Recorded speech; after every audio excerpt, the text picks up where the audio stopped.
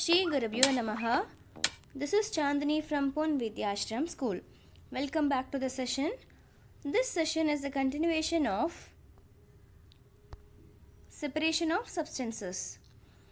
In the previous session, we have learned the need of pure substance, and also we have learned that the substances are separated based on the properties, and we know what is separation, right? And also we have learned the terms pure substance and mixture. What is pure substance? Yes, a substance made up of only one kind of particle is known as pure substance, and we know that a pure substance has a definite, well-defined set of properties. What are the examples of pure substances? Yes, salt, sugar, baking soda, water, all these are examples of pure substances. And what is a mixture? An impure substance is a mixture of two or more substances. These substances are called constituents or components of a mixture. Example, milk, air, seawater, soil, etc. And also, we have learned the homogeneous and heterogeneous mixture. What is homogeneous mixture? It is a mixture in which the components are uniformly distributed. Examples of homogeneous mixtures are fruit juice, honey, and milk. What is heterogeneous mixture? It is a mixture in which the components are not uniformly distributed. What are the examples of heterogeneous mixture? Yes, fruit salad, soil, pizza, all these are examples of heterogeneous mixture. We know that different methods are used to separate different substances. In this session, we will learn the different methods used to separate different substances. So the methods used to separate different substances are handpicking, sieving, threshing, winnowing, sedimentation, decantation, filtration, evaporation, and distillation. Let us study these methods in detail. Handpicking. I think you already know what is handpicking, right? Yes. Handpicking is the process of removing impurities by hand.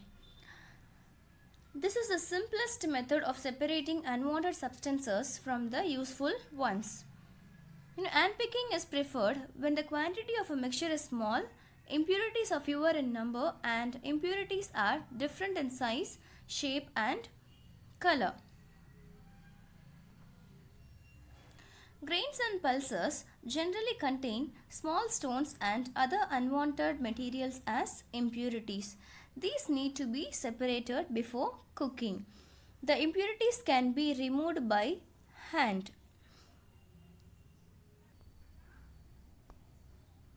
Sometimes we may wish to prepare a dish with flour, but we need to remove impurities that may be present in it. What do? We use a sieve to remove impurities. A sieve has holes that allow small particles to pass through it. To remove impurities from flour, we should sieve. The fine particles of the flour pass through the sieve while the bigger particles remain on the sieve.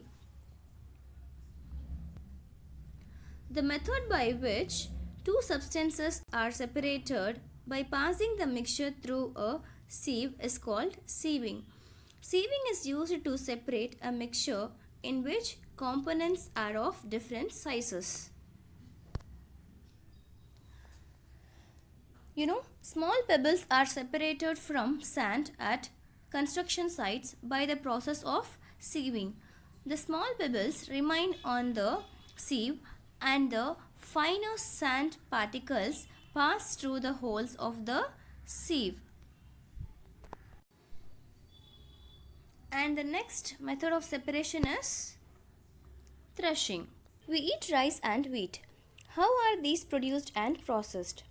When wheat and rice crop plants mature, they are harvested by cutting the stalk. Stalk is nothing but stem. After harvesting, the grains have to be separated from stalks or dried stem. Each stalk has many grain seeds attached to the stem. Imagine the number of grain seeds in hundreds of bundles lying in the field. How does the farmer separate grains from those bundles of stalks? We know that we can pluck mangoes or guavas from the trees, but grain seeds are much smaller than mangoes or guavas. So, plucking them from their stalks would be impossible. How does one separate grains from their stalks? The process that is used to separate grain from the stalks is threshing. In this process, the stalks are beaten to free the grains. Threshing can be done manually using hands or using animals or with the help of machines. In manual threshing, a person takes a pile of harvested crop and beats it on a rock or any other hard surface. Sometimes cattle are made to walk repeatedly over a pile of harvested crop. Both these processes separate the grain from the stalk. Threshing can also be done using machines called threshers.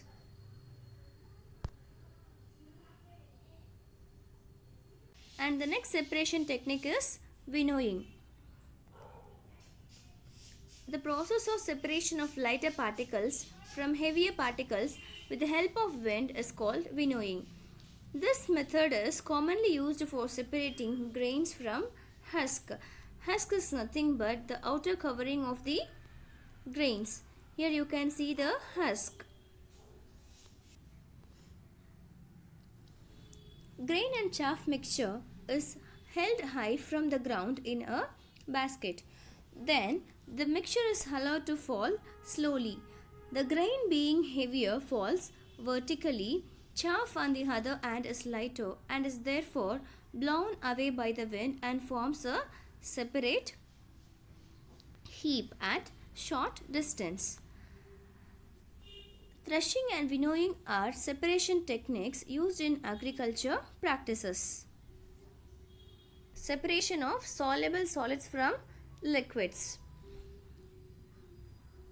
So the method used to separate soluble solids from liquids are sedimentation, decantation and filtration. Sedimentation. The process of settling down of heavier soluble particles from a mixture is called sedimentation. I repeat, the process of settling down of heavier insoluble particles from a mixture is called sedimentation. A mixture of sand and water is separated by the process of sedimentation.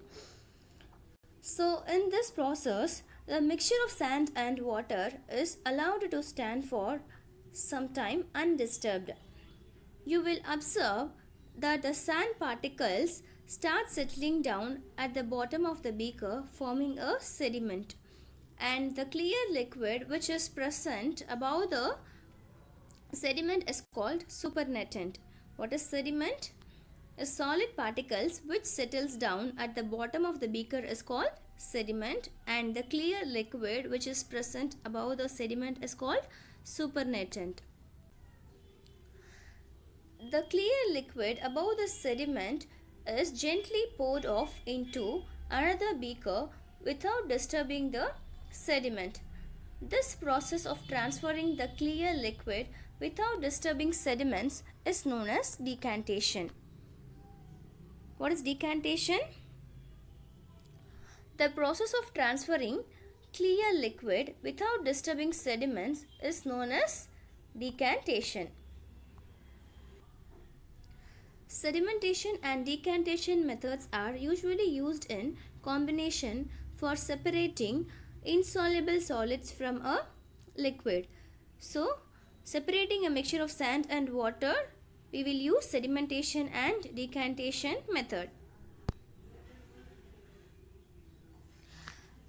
We can also separate oil and water using decantation method. That is, we can separate immiscible liquids using decantation method. So we know that if we pour oil in water, oil forms a separate layer. Being lighter, oil forms a upper layer in water. So we can separate oil from water by the process of decantation. Immiscible liquid can also be separated using a apparatus called separating funnel.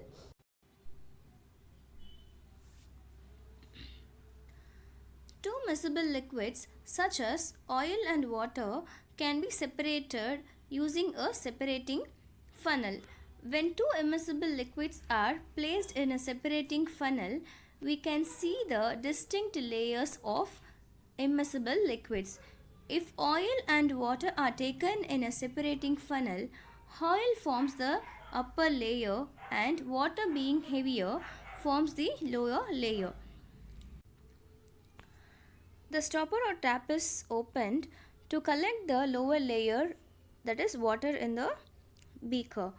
The oil which is left in the separating funnel will be collected in the another beaker. By doing so, we can separate the two immiscible liquids.